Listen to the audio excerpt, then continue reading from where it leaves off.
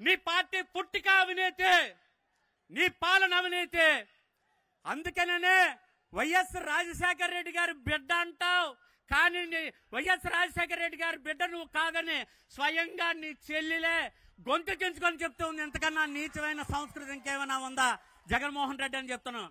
కాబట్టి మా భూములనే తీసుకుంటివి, నవశకమంటూ పేరు పెడితివి, సప్లాను నిధులనే దోచుకుంటివి, అమ్మఒడుకు మళ్ళించి వేస్తివి.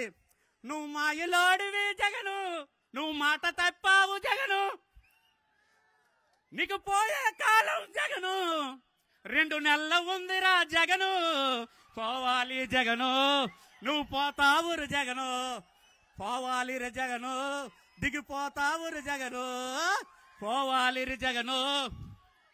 మరి ఎవరు రావాలి?